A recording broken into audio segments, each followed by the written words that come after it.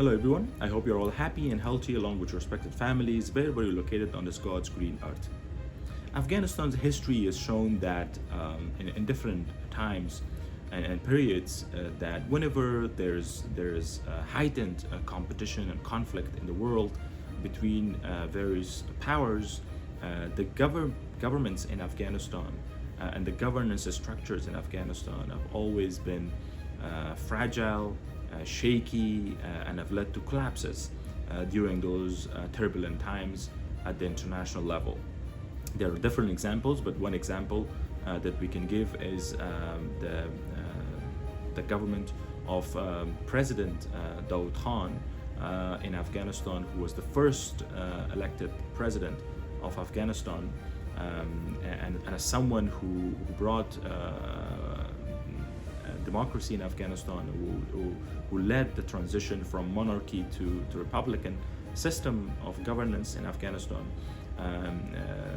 That not only his government collapsed, but also he was assassinated along with all of his family members, was as a result of this competition and conflict between the Soviet Union and the United States, and the perceived closeness of Daoud Khan towards the US and the West led to collapse of his government. We also witnessed how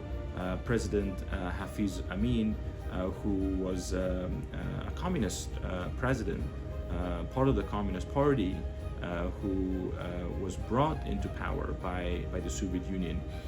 He was killed by the Russian forces, by the Soviet forces inside the Afghan presidential palace,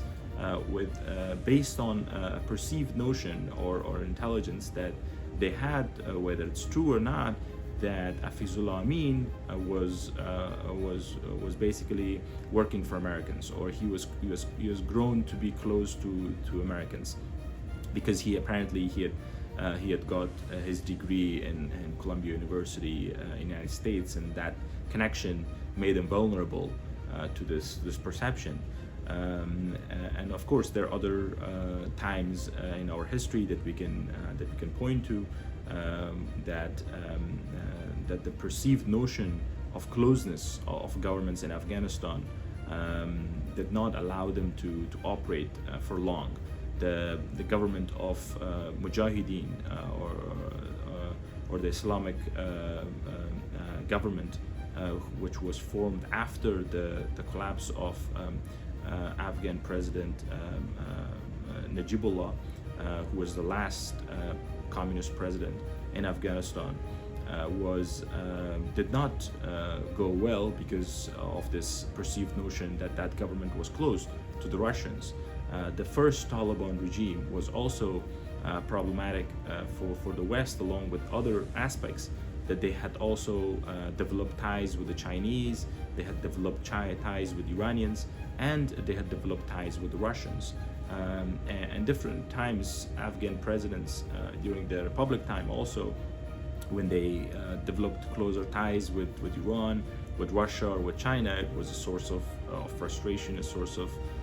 uneasiness with the West. And in the last 3 years, we have also seen how the Taliban leadership and the Taliban government has aligned themselves completely with the Chinese, with the Russians, and with the IRGC of Iran,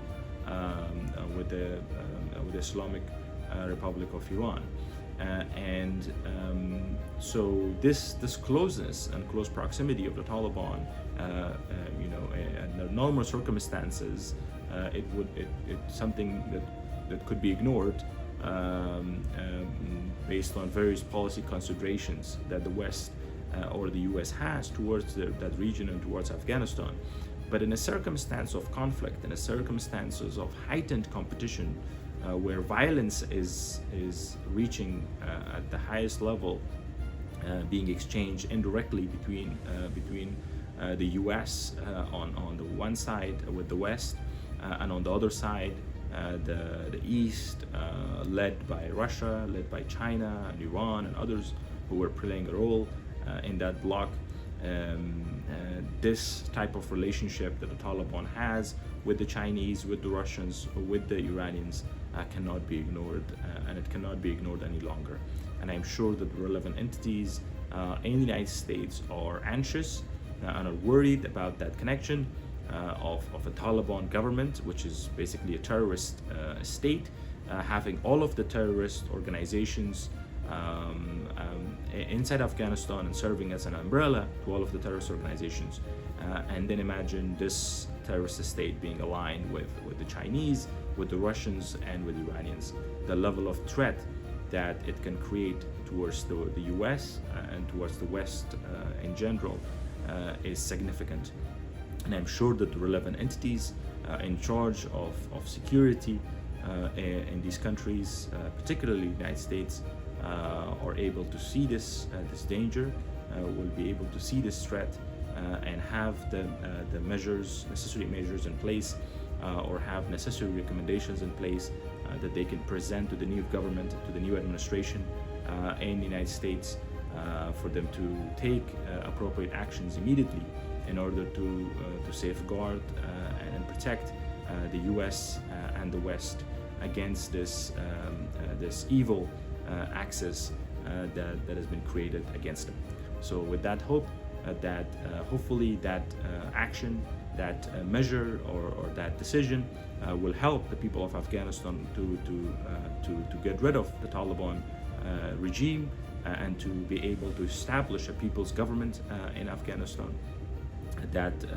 government that is decisive and has the willingness and capability to go after all of the terrorist networks inside Afghanistan, and is able to provide security to the people of Afghanistan in such a way that